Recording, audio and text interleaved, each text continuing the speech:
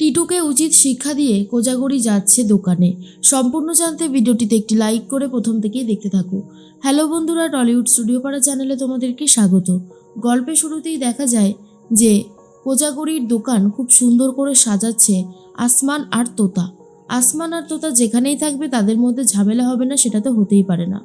আসমান বলে, এই যে আমার সব কিছু সাজানো গোছানো হয়ে গেছে, এবার আমি আসছি। তোতা তখন বলে, সাজানো গোছানো হয়ে গেছে, আসছি মানেটা কি? তুমি মায়ের সাথে দেখা করবে না? এখনই চলে যাচ্ছ কেন?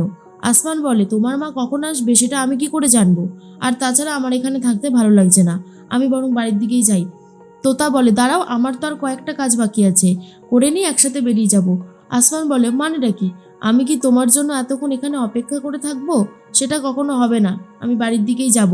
তোতা বলে, এই এক তোমার দোষ, তোমাকে ভদ্রভাবে বললে তুমি কিছু শুনতেই চাও না কেন গো? হ্যাঁ, কিসের জন্য? তোমার এত রাগ বা জেদ কেন আছে বলো আমাকে, সেটা বললো বোঝাও। আসমান বলে, আমি না তোমাকে কিছু বলে বোঝাতে পারবো না, আমার পক্ষে সেটা সম্ভব না।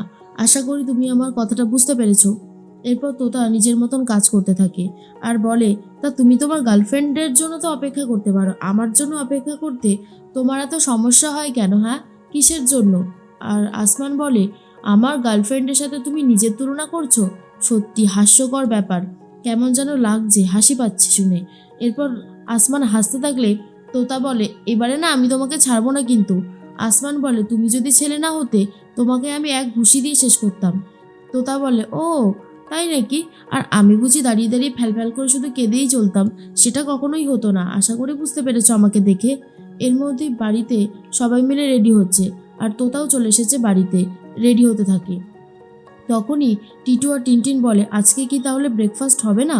তখন কোজাগরি বলে, কেন হবে না? আমি তো সব কিছু রেডি করে রেখেছি, দুধ আছে, পাউরুটি আছে, ডিম আছে, কলা আছে, আর কি লাগবে বলো, আর কি লাগবে? তখনই টিনটিন বলে, এইসব দিয়ে ব্রেকফাস্ট করব? টিটু বলে, তুই যা, খেয়ে না, আমি খাবো না।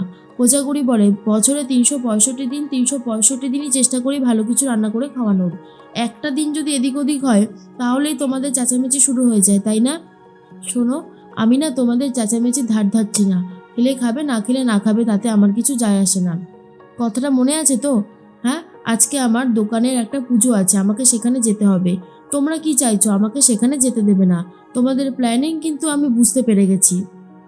টিটু বলে, মা আমি কি তেমন কিছু বলেছি? আমার ওই ব্রেকফাস্ট খেতে ভালো লাগছে না, আমি তাই বলেছি। তুমি যে সবসময় কেন এরকম রিয়্যাক্ট করতে থাকো, আমি সেটাই বুঝে উঠতে পারি না।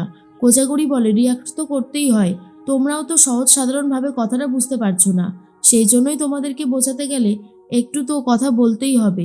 এরপর অনুশ্রীও রেডি হয়ে চলে এসেছে আর বলে, বৌদি ভাই চলো, আমরা কিন্তু রেডি হয়ে গেছি। আর তখন প্রচণ্ড রেগে যাচ্ছে ঠাম্মি আর বলে, যখন আমি কোনো কাজ করতে বলি তখন তো আসতে পারিস না, বলিস রাত 12টার সময় কাজ শেষ হয়ে গেছে, সকালে উঠতে দেরি হয়েছে, হ্যানা ত্যানা কত কথা। আর যেই না বৌদি ভাই বলল অমনি চলে আসলি, বাহ, তোদের তো বিশাল ভালো একটা ব্যাপার দেখতে পাচ্ছি। অনুশ্রী বলে, মা বৌদি ভাই আজকে দিনে বিজনেস শুরু করছে আর বৌদি ভাইয়ের পাশে আমি থাকবো না, সেটা হতে পারে বলো তো? না না, সেটা তো কখনো হবে না, আমাকে তো থাকতেই হবে, আর আমি সেইটা মানে থাকবো বলেই এসেছি। তখন ঠাম্মি বলে, বাহ বৌমা বাহ, ভালোই তো আমার মেয়েটাকে এখন নিজের দলে টেনে নিয়েছো। কোজাগরি বলে, নিজের দলে টানার কি আছে মা? অনুশ্রী অনেক বড়, জানে কোথায় কখন থাকতে হয়, কার পাশে দাঁড়াতে হয়, ওকে নতুন করে শেখানোর তো কিছু নেই, তাই এই সমস্ত কথাগুলো না বলাই ভালো। এর মধ্যেই তখনই বারবার করে একটা কথাই ভাবতে থাকে কোজাগরি, যে যাই হয়ে যাক না কেন আজ আমাকে দোকানে ঠিক সময় পৌঁছতেই হবে। এরপর অনুশ্রী বলে, চলো বৌদিভাই, দাঁড়িয়ে আছো কিসের জন্য? তোতা বলে, আমিও তো রেডি হয়ে গেছি। এরপর খোকো চলে এসেছে আর বলে, হ্যাঁ কাকিমা, আমিও রেডি হয়ে গেছি, কিন্তু চলো এবারে আমাদেরকে বেরোতে হবে। টিটু তখন বলে, বাহ, এইসবই চলবে তাহলে এই বাড়িতে, আজকে থেকে শুরু হলো নাকি? এর মধ্যেই ঠাম্মি বলে, বুঝতে পারছিস না, এক দোকান নিয়ে এবারে পড়েছে, কি জানি কি যে অত ইনকাম হবে ওই দোকানটাতে, তার জন্য এসব করে যাচ্ছে। বুড়ো কিন্তু যায়নি, বুড়ো কিন্তু তোমাকে সাপোর্ট করেনি বৌমা। তখন কোজাগরি বলে, আপনার বুড়োর আজকে বর্ধমানে ক্লাস আছে, বর্ধমানে ক্লাস থাকলে পৃথিবী এদিক ওদিক হয়ে গেলেও ও যাবে, সেটা কি আমি জানি না ভেবেছেন? সেটাকে টেনে নিয়ে এসে বড় করে বাড়ানোর মতন কিছু হয়নি মা।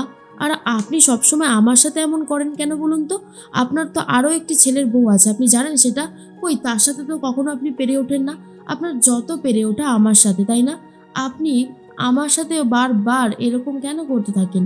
টিটু তখন বলে, আজকাল এরকমও চলবে? আমাদের বাড়িতে তো কাকিমার সাথে তো কখনোই তোমার তুলনা করা হয়নি মা, তাহলে আজ এসব হচ্ছে কেন? কোজাগরি বলে, কি বললে তুমি? এদিকে এসো, এসো বলছি। টিটু তখন মাথা নিচু করে কোজাগরির সামনে যায়। কোজাগরি বলে, আমি কারোর সাথে কারোর তুলনা করিনি, আমি অবস্থানটা বুঝিয়েছি যে আমার সময় কেন এরকমটা বারবার হবে, কেন আমাকে এই সমস্ত কিছু ফেস করতে হবে। আশা করি তুমি আমার কথাটা বুঝতে পেরেছো, আর না বুঝতে পারলেও আমার কিছু করার নেই। তখনই বারবার একটা কথাই ভাবতে থাকে কোজাগরি, যে তাকে আটকানোর এত চেষ্টা। কোজাগরি বলে, মা আপনি তো নিজে হাতে নিয়ে খাবেন না, আমাকে খেতে দিতে আসতে হবে তাই তো? আমি যখন ছিলাম না তখন কি খেতে নিই না কোনটা? তখন ঠাম্মি আর কিছু বলতে পারে না, বলে তুমি যাও, আমি ঠিক খেয়ে নেবো। কোজাগরি বলে, না না, আপনার যদি মাঝপথে খিদে পেয়েছে আপনি ডাকবেন ফোন করে, আমি পুজো থামিয়ে রেখে এসে তারপর আপনাকে খেতে দিয়ে গিয়ে পুজোটা আবার শুরু করব, মনে থাকবে তো? ঠাম্মি আর এবারে কিছু বলতে পারছে না। কোজাগরি বাড়ির অনেকগুলো মানুষকেই পুরো জব্দ করে ছাড়ে, বিশেষ করে টিটু, ঠাম্মি, টিনটিন।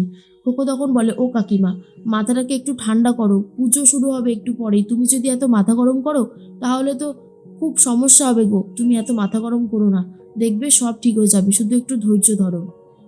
কাকিমা বলে, পারছি না রে, আর পারছি না, বাড়িতে যা শুরু হয়েছে সত্যি আমি মেনে নিতে পারছি না, চল এবারে আমরা বেরোবো। এরপর সবাই মিলে বেরিয়ে পড়ে। টিটু তখন বলে, ঠাম্মি তুমি আর এই সমস্ত নিয়ে ভেবো না, মায়ের মাথায় যা ভূত ঢুকেছে এখন, বা সেটা না তাড়ানো পর্যন্ত কোনোভাবেই আর ছাড়বে না, আমি খুব ভালো মতনই এটা বুঝতে পেরে গেছি, তাই এই সমস্ত নিয়ে না কথা বলাই ভালো। এইদিকে সবাই মিলে দোকানে চলে যাওয়ার পরেই তখনই সবে আসতে শুরু করে দিয়েছে। আর এরপর কোজাগরির বন্ধু বান্ধবীরাও চলে এসেছে আর বলে, বাহ কোজাগরি, খুব সুন্দর সাজিয়েছো, দেখে কিন্তু খুব ভালো লাগছে। কোজাগরি বলে, না না, আমি কিছু সাজাতে পারিনি, সবই সাজিয়েছে আমার মেয়ে তোতা আর আসমান বলে একটা ছেলে, ওরা দুজনেই এই সমস্ত কিছু করেছে। এরপরেই তোতার সাথে কথা বলতে শুরু করে খোকো আর বলে, তোতা তোমাকে একটা কথা জিজ্ঞেস করবো, উত্তর দেবে ঠিকঠাক? তোতা তখন বলে, হ্যাঁ, কেন দেবো না। এরপরে খোকো বলে, আচ্ছা তুমি কি আসমানের সাথে ভালোবাসার সম্পর্কে জড়িয়ে পড়েছো? আসমানের প্রতি তোমার কি কোনো ফিলিংস আছে? তখনই তোতা বলে, ধুত, ওর প্রতি আবার ফিলিংস থাকে নাকি, এত শয়তান একটা ছেলে, তুমি জানো সবসময় আমার সাথে ঝগড়া করে, আমি ভালো একটা কথা বললেও সেটাকেও ঝগড়ার মুডে নিয়ে নেয়, সারাক্ষণ যেন ঝগড়া করতে পারলেই বাঁচে। আসমান তখন এদিকে আসেনি। আর এরপরেই কোকো তখন বলে, সে তুমি যাই বলো, তোমাকে দেখে কিন্তু মনে হচ্ছে তুমি যথেষ্ট বেশ ওর প্রতি ফিদা আছো, সেই কথাটা আমি খুব ভালো মতনই বুঝতে পারছি। এদিকে কোজাগুড়ি এসে বলে, তোতা আসমান কোথায় রে? তোতা বলে, ও কোথায় আছে সেটা আমি কি করে জানবো, ওকে আমাকে বলে গেছে নাকি ও কোথায় গেছে, দেখো কোথায় গিয়ে পড়ে রয়েছে, তার কোনো ঠিক ঠিকানা নেই। কোজাগুড়ি বলে, ও কি কথা, ও ঠিক চলে আসবে আমি জানি, আসমান কথার খেলাপ করার মতো মানুষই না। এদিকে পুজো করার জন্য পুরোহিত চলে এসেছে আর তখনই অনুশ্রী বলে, বৌদি ভাই তাহলে সব কিছু শুরু করে দিই, আর কিসের এত দেরি? কোজাগরি বলে, হ্যাঁ, আর অপেক্ষা করে লাভ নেই, এবারে পুজোটা শুরু হবে।